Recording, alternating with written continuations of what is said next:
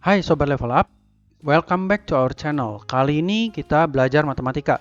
Jika kalian suka video ini, subscribe, comment, and like supaya kami semakin semangat berbagi ilmu ya. Ya, kali ini kita akan belajar tentang matematika statistika, yaitu tentang data berkelompok.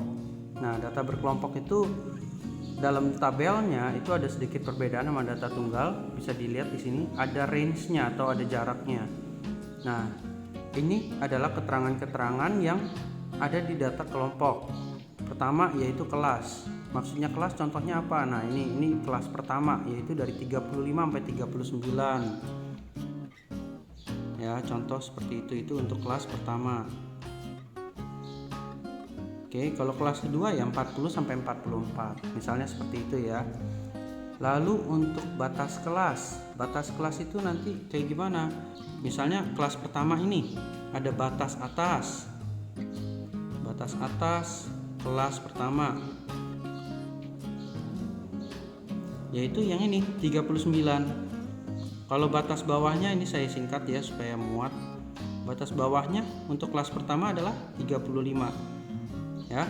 Kalau misalnya untuk batas atas kelas kedua berarti 44. Batas bawah untuk kelas kedua berarti 40 ya, contohnya seperti itu. Nah, lanjut lagi kita ke tepi kelas. Tepi kelas itu sendiri dibagi menjadi dua, ada tepi bawah dan juga ada tepi atas ya, sama kayak yang tadi. Kalau tepi bawah kita ambil dari batas bawah, kamu kurangin 0,5 ya, 35 dikurangin 0,5 jadi 34,5 ya, plus minus 0,5. ini saya tulisnya kayak gini ya untuk tepi kelas. Lalu kalau tepi atasnya berarti di sini ya jadinya 39,5. Jadi kalau tepi atas kita tambah, kalau tepi bawah kita kurang. Seperti itu cara mencari untuk tepi bawah dan tepi atas.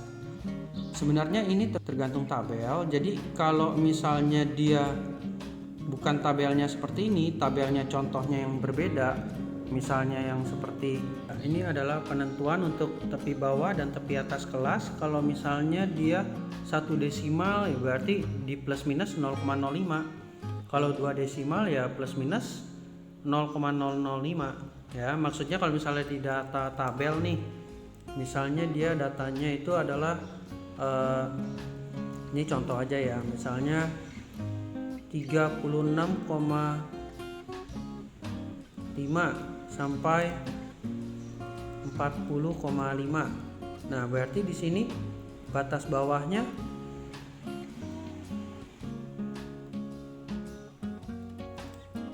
dikurang 0,05 untuk menentukan tepi bawah. Dan untuk menentukan tepi atasnya berarti batas atas kamu tambah 0,05 ya, kayak gitu ya. Kembali lagi ke penjelasan berikutnya.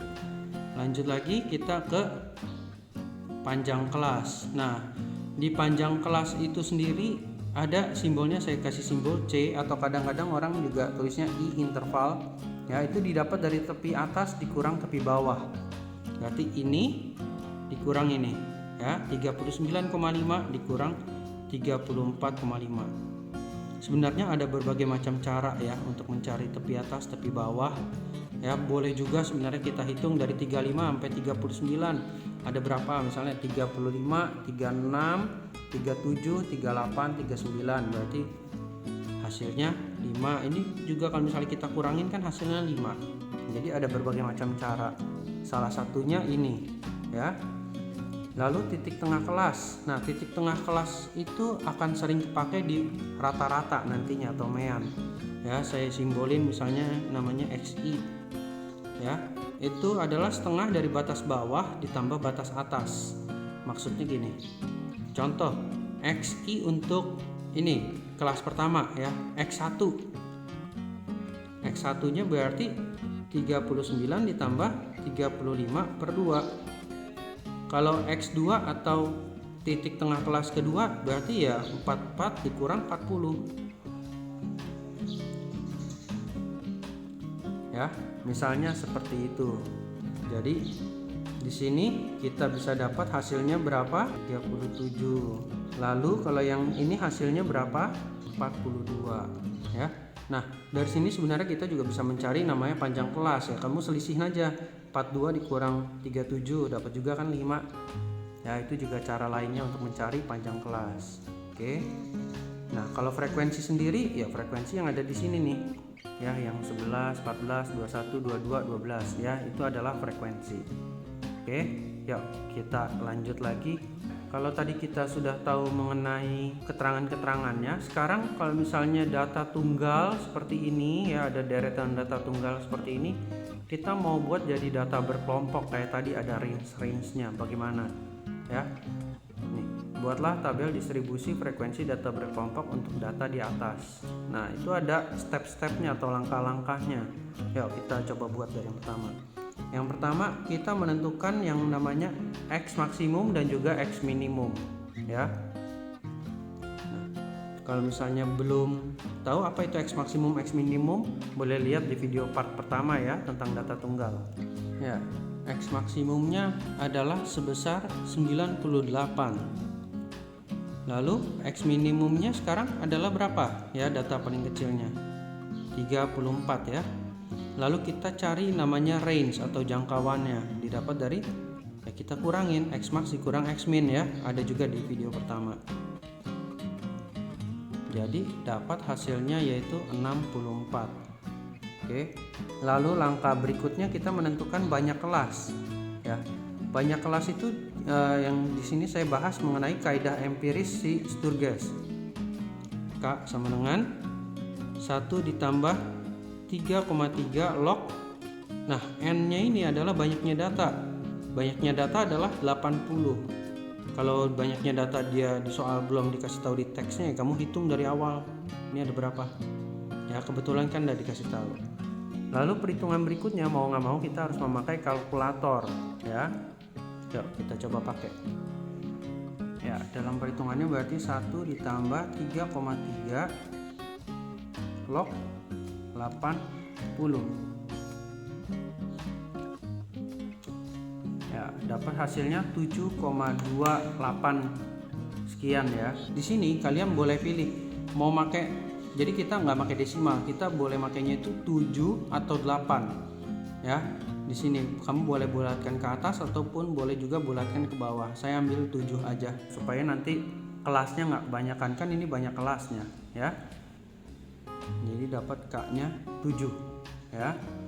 Ya, kita lanjut lagi. Ya, langkah berikutnya adalah menentukan panjang kelas atau interval.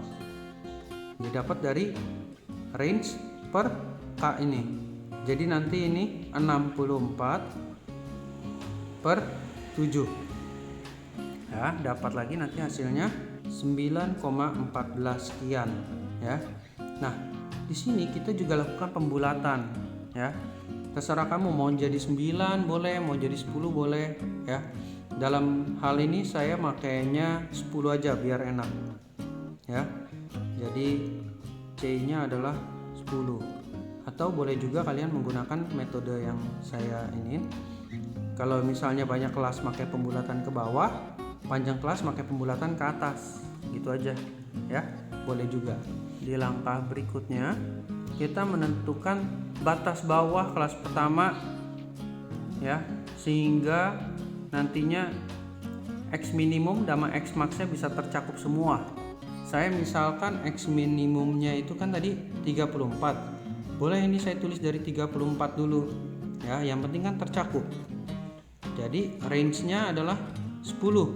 Berarti caranya kita tambahin 10, kita kurangin 1 kalau misalnya mau di tabel gini ya. Jadi nanti di sini dapat hasilnya adalah 43.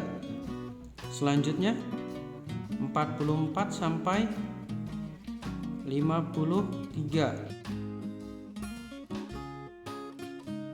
94 sampai 103. Ya, di sini kita lihat banyak kelasnya 1 2 3 4 5 6 7. Ya, ada 7 kelas. Range-nya tadi udah jelas 10. Nah, lalu kita cek lagi yuk. X minimum kan udah jelas ya 34 udah ada di sini. X max-nya benar nggak tercakup di sini?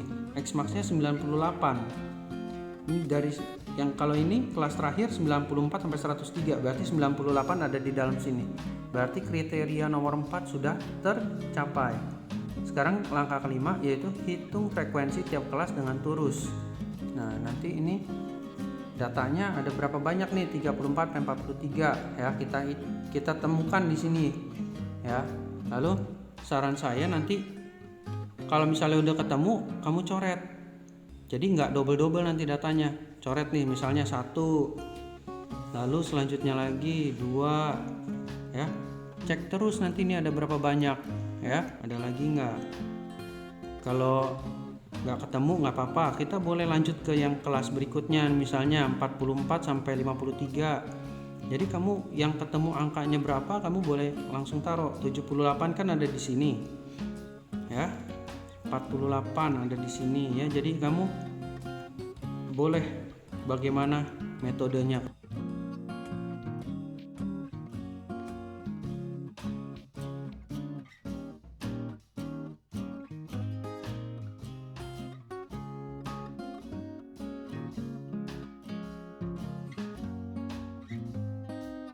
Ya, selesai dari membuat turus, kita tulis frekuensinya ada berapa di sini ya. Di sini turusnya ada 3, di sini juga ada 3, dan di sini ada 3. Nah, selanjutnya kamu ngecek lagi nih ya, perhitungan ini benar nggak ada 40. Yuk kita cek bersama dengan menggunakan kalkulator ya. 3 tambah 3 tambah 8 tambah 21 tambah 22 tambah 20 tambah 3.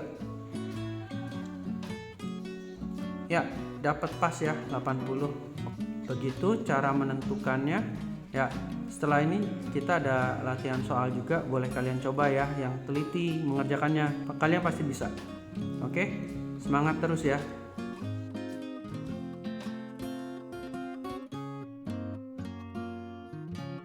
Nah, bagaimana untuk yang soal latihan tadi? Kalian pasti bisa ya untuk menyusun data frekuensi data berkelompok ya. Sekian dulu materi yang kami sampaikan kali ini. Semoga kalian semua bisa memahami untuk menyusun dari data tunggal menjadi data berkelompok dengan baik dan benar ya.